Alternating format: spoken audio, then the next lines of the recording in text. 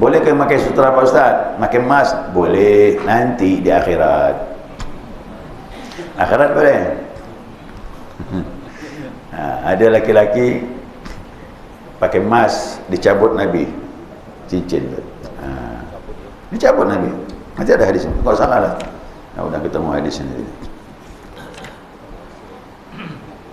Ya. Lagi pakai cincin tu Nabi mandang. Nabi kan tahu mana emas, mana perak. Nabi cabut. Dibuang Nabi ke tanah. La yahillu min dzukuri ummati, tidak halal untuk laki-laki umatku, kata Rasulullah. Dilepaskan Nabi. Akhirat nanti pakaian emas. Tapi siapa laki-laki pakai emas di dunia, tak akan memakai emas di akhirat nanti. Macam mana tu? Akhirat tu orang pakai emas. Orang yang pakai emas di dunia tidak akan pakai emas di akhirat. Artinya apa? Masuk surga ke tak? Tak ada lah, kena surga pakai emas.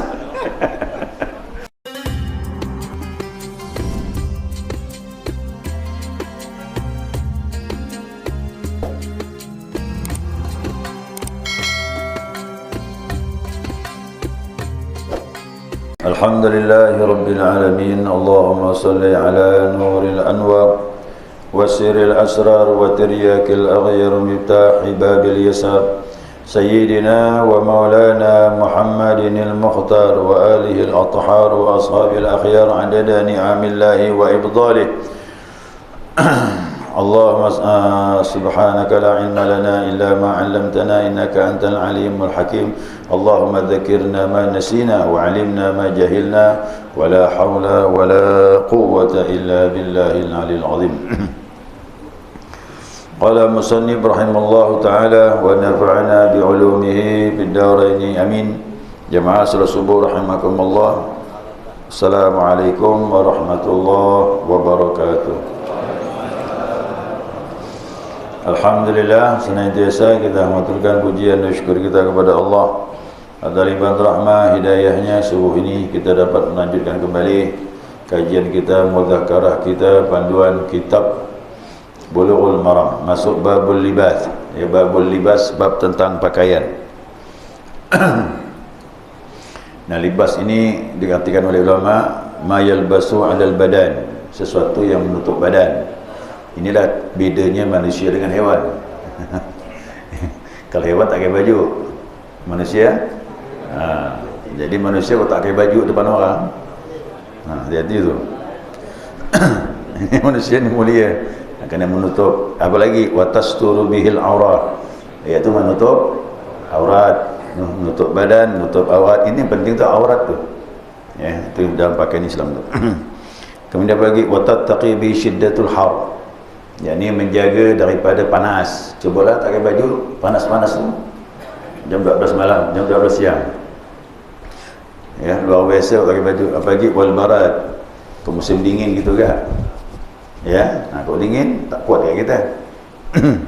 Nah, itu semuanya keindahan. Pertama, cuaca. Yang kedua, ya, menutup seluruh badan. Yang ketiga yang terpenting itu menutup aurat. Nah, berdasarkan firman Allah Subhanahu wa taala. Apa kata Allah? Sarabila taqikumul har. Nah, kata Allah bilang, pakaian kalian itu menutup kalian daripada panas. Ini artinya mengamankan tubuh. Tapi ada ayat yang kedua, wasarabila taqikum ba'sakum. Pakaian itu menutupi kalian, kata Nabi, daripada berlindung dalam peperangan.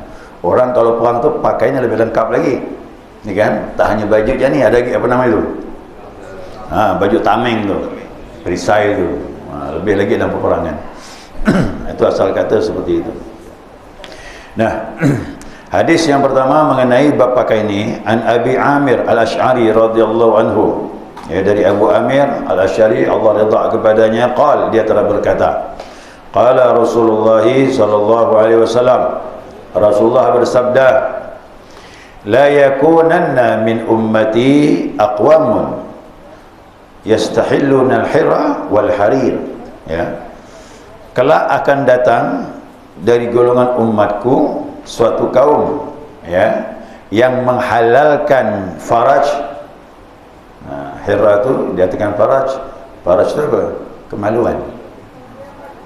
Artinya zina itulah. Dalam lama zina dia biasa dah tu dah. Tak lagi hal yang aib. Kalau dulu masih. Dulu kau berzina ni malu, bawa aib keluarga, bawa aib kampung. Orang tua-tua dia bilang, kalau orang berzina dibiarkan di kampung ni tak ada berkahnya. Bahasa Melayu bilang apa? Suwe kampung ni, kata dia. Suwe. Suwe, apa suwe tu? Sial je lah. Suwe lah tu orang bilang. Kenal tak suwe tu? Suwe, kata dia. Tak ada berkah, kata dia, di kampung ni. Makanya kau ada kampung ya, gang, apalagi tempat-tempat kos tu, ya, kalau tak ketat peraturan bahaya juga. Dan memang tercabut berkah kampung itu, tempat kita tinggal, kok dibiarkan perzinahan tu. Ya, tempat-tempat kos tu harus dibuat ketat peraturan. Ya, tamu jangan lewat jam sekian. Dan tamu lain jenis awas lapor. Apa? Ada hubungan darah tak? Mungkin paman dia, saudara dia, ke orang lain, ada buat peraturan. Ya begitu. Ya, wal harir, dan juga menghalalkan pakaian sutra. Sutra. Ya, rawahu Abu Daud, ini hadis riwayat Abu Daud, wa asluhu fil Bukhari. Asal hadis ini lafaznya diambil daripada Imam Bukhari. Yastahiluna, artinya mereka menghalalkan, menjadikan yang haram jadi halal. Itu maksudnya tu. Ya, yang halal, hal apa? Yang haram menjadi halal. Itu maksudnya tu. Kemudian ada kalimat wal hira. Wal hira tu menghalalkan faraj, kemaluan. Ini kata lain daripada perbuatan zina. Ya, kata lain perbuatan zina. Kemudian riwayat yang katakan al-khuzi. Al-khuzi artinya apa? Nau'un minal harir, juga bisa diartikan. Yang kedua mengenai sutra. Sutra ini untuk perempuan boleh. Boleh perempuan, laki-laki yang tak boleh. Mas perempuan saja, laki-laki tak boleh pakai mas. Ya, makanya laki-laki jangan pakai mas. Kalau mau pakai mas, kadarnya rendah boleh. Ada ulama memperbolehkan kadar emasnya itu rendah. Ada emas namanya emas swasta. Ya, emas swasta Intan Cemerlang. Ya, jadi boleh. Kalau batu laki-laki tak masalah, mahal bagaimanapun. Walaupun batu tu harganya 1 miliar, boleh. Jadi batu tak ada masalah. Mau batu akik yang murah, mau batu delima, jamrud, ya, bagi yakut silakan, tak apa. Padahal batu lebih mahal dari emas. Tahu dia mahal tu batu tu. Tapi batu tak ada ukuran. Tak ada ukuran.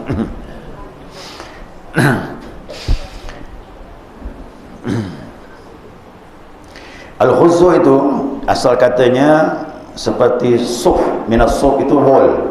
Dipakai itu. Cuman dulu pakaian wool itu ya pakai dari hewan, bulu-bulu hewan, tak masalah. Nah, kalau sutra ni, wallahu alam, saya pun tak tahu bagaimana cara buat sutra itu. Katanya dari ulat. Ulat sutra katanya. Nah, cuma sutra ini kalau memang yang asli itu mahal. Ya, mahal betul. Itu orang dulu tu orang-orang bangsawan yang bisa pakai itu. Ya, orang kerajaan, kan ada jutaan. Harganya jutaan. Kainnya tu belum jahit. Nah, mahal dia. Cara membuatnya pun memang ulet, tidak mudah. Jadikan satu kain tu makan waktu lama. Ya, itu kualitas. Nah, fayukrahu labsuhu intasawiyah. Jadi hukumnya makruh jika kadarnya sama. Gini. Sutra 50%, ya, benang yang biasa dipakai kain itu 50%. 50% digabung begini, masih boleh ke memakainya? Makruh. Jadi kalau kadarnya sama, makruh. Wa yajuzu in kana al-hariru aqalla. Jika sutranya lebih kecil, lebih sedikit, halal. Boleh. Umpamanya sutranya 30%, ni kan. Nah, benang biasanya 70%, jadilah di kain, dibuat baju boleh. Jadi kalau bapak-bapak pakai baju koko umpamanya ada hiasan sutranya, bagian kancing ke bawah sutra, lengannya sutra dihias begitu seandainya boleh, karena kadang tidak banyak ya. Wa in kana aksral wa in apa tadi wa yahrumu wa in kana aksar, haram hukumnya kalau lebih banyak. Sutranya 60%, benang biasa 40%, haram. Perempuan boleh. Perempuan pakai sutra semua 100% pun boleh. Ibu-ibu sampai tahu ya, ibu tu memang disunnahkan mempercantik diri. Pakai gelang, pakai baju yang bagus, ya, berhias diri.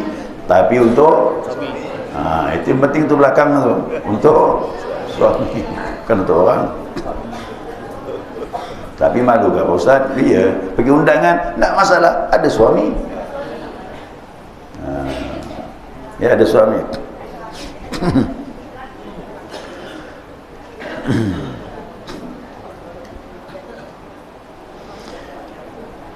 Nah, jelas ya, dijelaskan sini ya. Allah Subhanahu wa taala ya menganugerahi pakaian untuk hambanya. Ya, pakaiannya. Kemarin saya singgung tak ya? Ada kan? Zaman Nabi Adam tu pakai daun bajunya. Nah, setelah Nabi Adam pakai kulit jadi baju, kulit hewan dikeringkan, di setel, dibuat lubang untuk lengan, jadi baju dia. Walaupun sederhana. Mulai Nabi apa kemarin itu buat pakaian? Nabi Idris. Mulai Nabi Idris barulah bisa namanya jahit. Nah, walaupun jahitnya pakai jarum, dibuatlah itu dia, Masya Allah. Mulai Nabi Idris alaihissalam mulailah dijahit pakaian. Ini zaman purba ni. Kalau bilang zaman purba, inilah dia nabi-nabi yang awal ni, zaman purba. Ya, hidup secara sederhana sekali. Nah, kemudian pakaian tersebut agar mudah untuk mendapatkannya, Allah Subhanahu wa taala berfirman. Ini kata Allah bilang, "Ya bani Adam, hai anak Adam, kad anzalna alaikumul libasa suwari sawatikum wa risha." Apa kata Allah? Hai anak Adam, kami telah menurunkan kepada kalian pakaian untuk menutup aurat. Ini. Jadi fungsi yang terbesar menutup aurat. Nah, kemudian apa lagi? Warisha, pakaian-pakaian yang indah. Ya, pakaian yang indah. Apa cerita itu? Apa kata Allah? Allah turunkan kepada kalian itu pakaian yuwari sawatikum, untuk menutup aurat. Itu yang penting tu, warisha, dan juga yang indah. Pakai yang indah, tak masalah. Pakai yang mahal boleh, laki-laki pakai mahal boleh, yang penting jangan sutra. Tapi ingat, untuk menutup aurat. Memperindah apa? Sadari nikmat datang dari pakai baju yang bagus sombong tak boleh.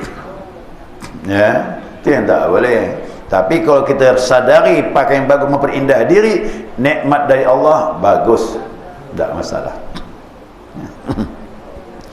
Nah, pakaian dibagi menjadi dua kata ulama. Yang pertama hissi, sifatnya yang nampak. Ya, apa tu? Nah, ma taqaddamal kalam fihi min wa huwa al-halal wal haram. Yang lalu tadi dari bahas, ada yang halal, ada yang haram. Mana yang halal? Katun. Nah, qutniyah, bahan-bahan katun, benang-benang biasa, itu semuanya halal. Yang haram tadi apa? Sutra.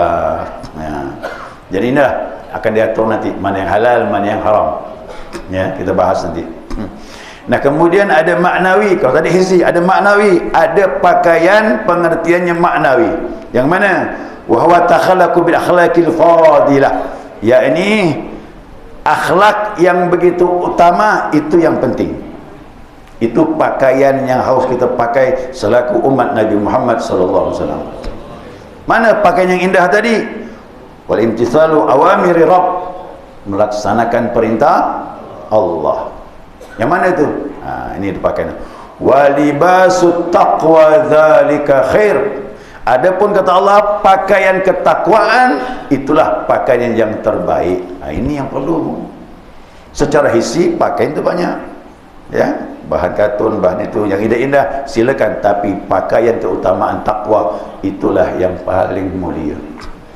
Maka sering saya sampaikan, aku dah takwa ni yang lain gugur, walaupun orang kulit hitam, ya, walaupun orang pedalaman, ya, walaupun orang kampung jauh di pedalaman, tapi kalau ada takwa dia mulia di sisi Allah Subhanahu Wa Taala. Mana jemaah, inilah indahnya Islam, tak mandang siapa pun sukunya, tapi kalau dah takwa naik tinggi dia, nanti di akhirat jadi raja dia, boleh jadi kita jadi hamba-Nya. Maka jangan lihat orang dari fisik, ya, tak boleh.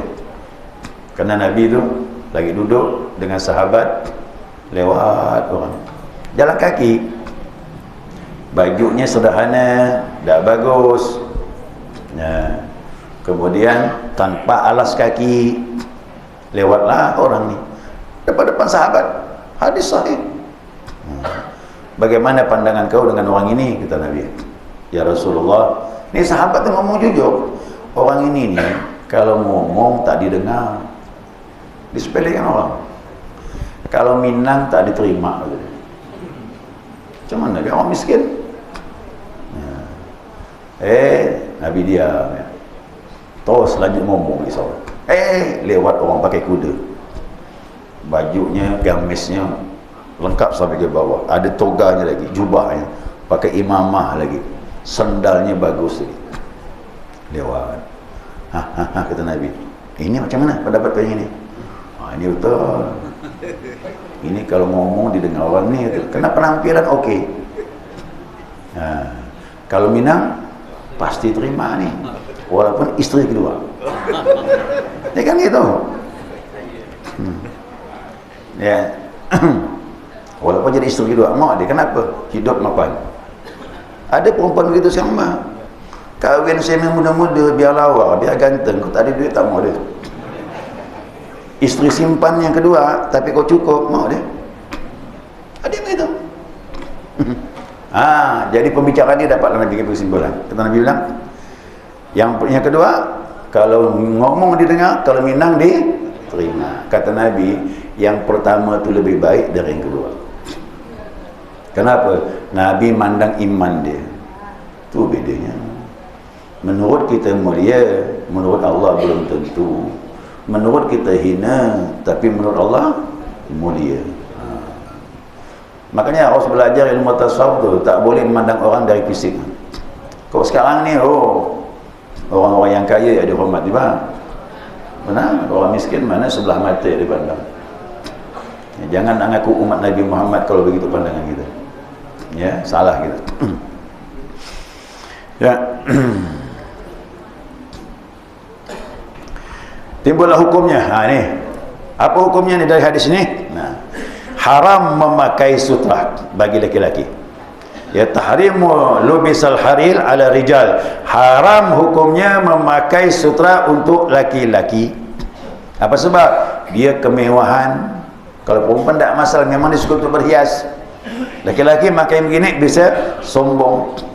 Dia mempunyai hiasan untuk wanita saja, laki-laki tak boleh. Dan juga apa? Kebanggaan, kesombongan. Dan ini urusan yang bisa menjadikan kita terhalang dengan Allah Subhanahu wa Ta'ala. Boleh ke pakai sutra Pak Ustaz? Pakai emas? Boleh, nanti di akhirat. Akhirat boleh. Ada laki-laki pakai emas, dicabut Nabi cincin tu. Dicabut Nabi. Nanti ada hadis, kau salah lah. Udah ketemu hadis ini. Ya. Lagi pakai cincin tu Nabi mandang. Nabi kan tahu mana emas, mana perak. Nabi cabut. Dibuang Nabi ke tanah. La yahillu min dzukuri ummati, tidak halal untuk laki-laki umatku, kata Rasulullah. Dilepaskan Nabi kita. Akhirat nanti pakaian emas.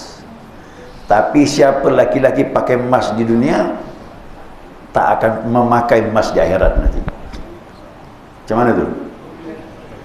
Akhirat tu orang pakai emas.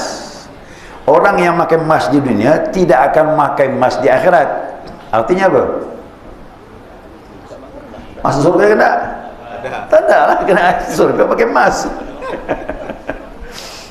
Jadi kita ni punya aturan. Bukan kita sembarangan Islam ni yang begini-gini diatur oleh Rasulullah. Memang bawa modal. Saya tengok laki-laki pakai emas tebal gitu. Sampai dada buka lagi tu. Pakai baju tu. Emas rantai. Dia dah pasti sombong lah. Udah buka dada tu kan berarti apa? So, nunjukkan, aku pakai emas besarnya.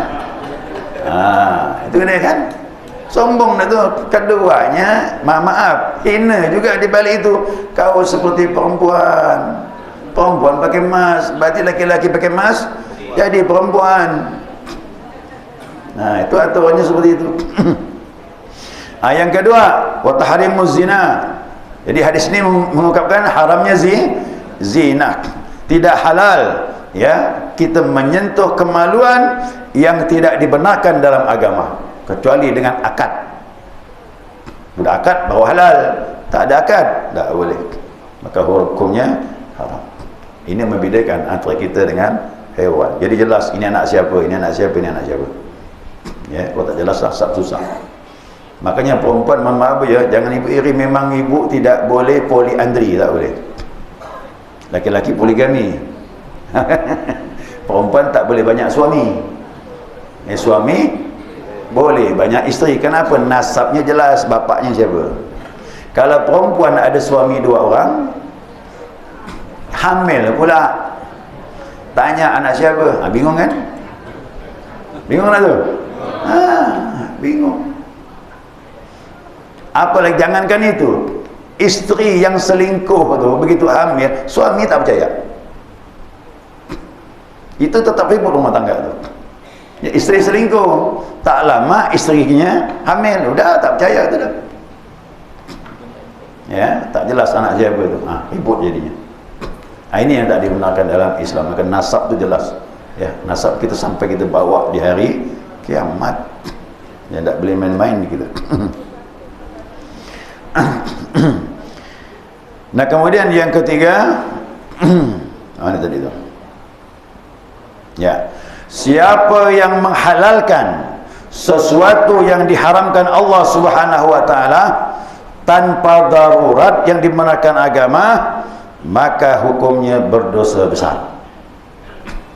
Sesuatu yang dihalalkan Allah diharamkan, yang haram apa kata Allah? La taqulu fi alsinatikum hadza halalun wa hadza haram. Jangan berani kau ucapkan dengan ucapanmu ini halal, ini haram. Kau buat hukum sendiri. Allah Subhanahu wa taala marah. Maka kita hukum ikut ulama. Saya pun tak berani buat hukum. Bukan kelasnya. Kita hanya ikut pada ulama. Oh ini halal ikut. Oh ini haram ikut. Tak. Jangan diubah-ubah. Yang halal jadi haram, yang haram jadi halal. Ya wa iyadzubillah, kita berlindung kepada Allah Subhanahu wa taala. Sekiranya cukup jemaah, mudah-mudahan dapat dipahami. Untuk selanjutnya silakan, mungkin ada pertanyaan.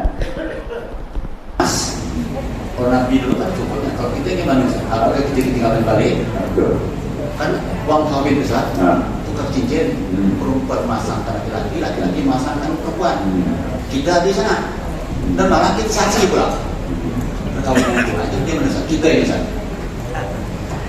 Kalau ucap kabul, oh emas, bilang emas. Oh masang kan tak masalah. Kalau emas, dah jelas tadi dah kita kaji dah. Kalau emas tu haram hukumnya. Nah, yang begini ni kadang tidak ada arahan yang baik. Ya, siapa yang mau menikahkan anaknya, berilah arahan. Nah, kau mau kahwin, macam mana cincin ni untuk isteri ke sendiri atau kau pun mau juga? Oh, saya mau ke mak. Kalau begitu buat 2 macam. Untuk isteri dari emas, untuk suami perak, udah. Arahkanlah yang baik, boleh lah gitu, tak masalah. Kau sama-sama emas berarti haram. Isteri yang pakaikan suami yang lagi emas, haram lah, berarti isteri pun haram hukumnya. Apa kau pakaikan cincin yang emas untuk suami kau? Berarti kau reda suami kau berbuat hal yang haram. Kena lagi isteri tadi itu. Yang begini ini tidak ada arahan yang baik. Maka belajarlah, ya belajar. Pak penghulu pun gitu juga, sedikit pedulilah. Mas ke ni, tanyalah. Lebih baik untuk isteri kau ialah dua-duanya mas tu. Suami pun bilang rugilah dua-dua tu dia. Ada rugi pula kan isteri kau. Rugi dari mana? Kasihkan dua-duanya dia, selesai, tak ada masalah. Suami jangan pakai. Nah kalau mau sebelumnya buatlah satu dari emas, satu dari perak, selesai, boleh. Nah begini-gini kan tak ada arahan yang baik tu, ya, tak arahkan yang baik. Jadi kita ni hukum Kau tak tahu emas dari apa dia buat tu. kita melarang itu, dosa gitu. Tak bisa. Tapi yang jelas yang tahu dia kena, ya, atau dari keluarga tadi. Arahkan yang baik. Buat cincin perak tak apa-apa, atau emas tapi emas swasta. Emas swasta boleh, yang muda tu kadarnya tu. Kerana ada ulama berfatwa boleh emas swasta untuk lelaki-lelaki, kadarnya rendah, maka dia tidak terlalu kuning, dia agak pudar sikit dia, kuningnya tu. Boleh tak apa-apa. Kelebihannya tu kalau ada campuran emas tu dia tak berubah, ya, tak berubah. Sepuh tak boleh, ya, sepuh depannya emas, dalamnya tembaga. Ada unsur penipuan. Kau lebur sekali. Lebur semuanya sama kan. Disepuh pun tak boleh, walau sepuh emas. Islam tu betul-betul ngajar jujur. Laki-laki yang tu jangan nak pakai lagi semai rambut tu. Ada unsur penipuan. Ada unsur penipuan kan. Saya ni rambut ni banyak bilang pakai semir lah Ustaz, nampak rambut dia sikit. Apa nak semir, udah putih-putih lah dia. Hukum macam itu dia kan. Ini udahlah tua, tak mau ngaku tua, terimalah. Terimalah, kita dah tua dah, mau apa kan. Tak bisa dimuda, mau dipoles-poles tetap tua lah dia, ya. Hampir rata orang kalau dipuji masih muda, senang hati tu. Gagah bapak ni masih muda, masih mantap. Dia dah hati suka tu, cuma jawab dia, ada, tapi hati yang senang hati yang tu gitu kan. Ya, tua muda tu dah Tuhan Allah. Bagaimanapun kita ditelan masa, ya. Kullu man 'alaiha fan wa yabqa wajhu rabbika dzul jalali. Semuanya akan berubah, panak dia, ya, akan hilang kembali asal semua, ya. Anak-anak, remaja, dewasa, tua, balik asal, ya. Ya. Ustaz, kan kalau misal kita di lapangan gitu Ustaz, pas mendadak pas ajan gitu Ustaz kan, mana yang didulukan Ustaz, maksudnya pakaian apa adanya atau kita ganti dulu. Tapi kalau ganti dulu kan kita masuk Ustaz, jadi apa waktu lah gitu Ustaz, waktunya mepet gitu Ustaz kan. Jadi apakah kita langsung dengan sholat dengan pakaian yang kaos apa adanya, atau kita pakai apa bersih-bersih dulu pakai itu gitu, karena waktunya mepet Ustaz. Rasanya Ustaz. Waalaikumsalam Ustaz. Tadi itu kalau seandainya kita bersih-bersih dulu, waktu mepet ataupun jamaah ketinggalan. Nah kalau begitu yang penting pakaian kita menutup aurat. Mengenai model tu kelayakan keutamaan. Yang jelas kalau menutup aurat dan dia pantas, silakan salat. Pertama, pertimbangan tadi waktu. Yang kedua, ketinggalan berjamaah. Kalau begitu, apa yang kita pakai selama dia layak menutup aurat, silakan salat. Nah, apa-apa. Ya. Waktu dihargai, jamaah pun dihargai. Boleh kita berhiasan? Boleh. Tapi ingat, kalau sampai ketinggalan berjamaah, sayanglah. Kalau waktu habis, sayanglah. Jadi pertimbangannya itu. Jadi ada waktu darurat, ada waktu ikhtiar. Kalau waktu ikhtiar macam mana ni? Azan. Tapi di sini masjid ni lumayan gak rentang waktunya. Antara azan iqamah itu kurang lebih 10 menit. Oh, sempat ke dipakai yang sempat? Silakanlah. Itu namanya waktu ikhtiar. Kita bisa memilih masih. Tak masalah.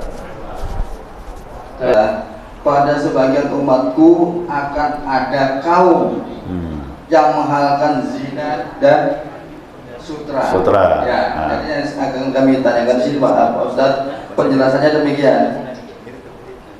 Al-hira bersinonim dengan al-faras al-ulfa. Yasta hilaunal haram, berarti mereka menghalalkan zina. Jadi suatu saat ada kaum yang menghalalkan seperti ini. Sekarang kita kaitkan dengan masa muda saya dulu. Terus terang, saya sangat orang yang birokrat ini di sana sini, apalagi zaman saya di Timur dulu ya, perang besar. Jadi tabrak sana tabrak sini masa muda dulu itu pernah saya lakukan. Oke, laki-laki ya. Jadi gimana Ustaz, dikaitkan dengan masalah hadis Nabi yang menghalalkan suatu kaum akan menghalalkan zina dan zina saja dulu. Itu aja mungkin sebagai pertanyaan dari saya. Terima kasih. Lainnya sumpah palsu, menyakiti hati orang tua, banyak dosa besar. Tapi selama ada pintu taubat, insya-Allah. Yang penting kita jangan syirik. Taubatan nasuha. Taubatan nasuha itu kok dapat maksimal lah. Mandi taubat, kemudian salat taubat, kemudian istighfar minta ampun, yang keduanya lagi menyesal, ketiga berazam dalam hati takkan mengulangi. Ini rukun taubat kok dipenuhi, insyaallah dosa besar Allah ampunkan, selamat, tidak syirik. Apalagi masa-masa lalu, masa muda itu maklumlah, masa ingin tahu namanya itu. Nah, godaannya berat masa muda itu. Danlah semuanya apa kata masa muda itu banyak salah. Yang tak salah itu Nabi Muhammad SAW. Nabi Muhammad tu suci, dia jaga memang dari lahir sampai meninggal, steril sudah itu Nabi. Selain Nabi semua bisa khilaf, semua bisa salah. Yang di sini ini yang dicela Nabi Muhammad SAW, min ummati, dari golongan umatku, yastahilluna hirra, mereka menghalalkan. Artinya apa? Bagi dia zina tu tidak lagi suatu dosa biasa je lah. Ini yang berbahaya. Tapi kalau kita melakukan dan kita tahu itu satu dosa, itu ada pintu tobat, penyesalannya ada. Sifatnya dosa tu, kok udah kita kerjakan, hati kita risau, merasa bersalah, itulah tanda-tandanya masih ada iman. Tapi kau dah anggap biasa-biasa je lah zina tu, ini hati-hati, ini golongan yang dibenci Nabi Muhammad SAW. Isteri ada, tapi jajan terus di luar. Jajan beli beli cendol, beli apa macam-macam. Ini penyakit, ini yang dibenci Nabi Muhammad SAW. Kita kalau dah ada isteri, itu dah terjaga dah tu dah. Dan makanya kata Nabi, orang yang kahwin, kata Nabi bilang, separuh agama sudah diraih. Kerana orang yang berumah tangga, ibadahnya lebih tenang, lebih fokus. Kenapa? Dia tidak akan diganggu lagi. Kenapa? Sudah ada pasangan hidup. Falyattaqillah fi nisfil baqi, tinggal separuhnya lagi. Jaga dengan apa? Dengan takwa. Separuh berumah tangga agama sudah kita pegang, separuhnya dengan takwa. Itu tak boleh. Kita hidup tetap ikhtiar, tetap rezeki dituntun oleh Allah. InsyaAllah hidup, tak ada orang kahwin mati, tak ada anak mati, tak ada. Kecuali musim perang dan sebagainya, itu lain masalahnya lah. Tapi selama masa aman, insya-Allah rezeki itu dari Allah. Sedikit sabar, sedang alhamdulillah, banyak bersyukur, kan gitu. Itu aturannya. Tak ada yang meninggal, tak ada. Mati kelaparan, tak ada. Kecuali memang keadaan, iklim, cuaca, musibah, peperangan, itu lain masalah itu dah. Itu cobaannya banyak tu. Apa tadi pertanyaan? Sudah masuk dia. Emas putih ini tidak ada dalam nilai tukar. Jadi emas yang ada nilai tukar, dua kan jadi duit. Duit dua macam. Kalau dia emas namanya dinar, kalau dia perak namanya dirham. Ini yang dipakai standar ini. Berarti emas-emas inilah yang pakai nilai tukar. Makanya kalau emas putih izin kahwin boleh, tak apa-apa. Mau pakai perak boleh. Dia tak ada standar, tidak ada nilai tukarnya. Walaupun lebih mahal dia kayak batu tadi, walaupun mahal tak ada masalah. Tak apa. Cincin putih ada matanya lagi. Saya tengok ni cincin ni, saya takutnya emas putih.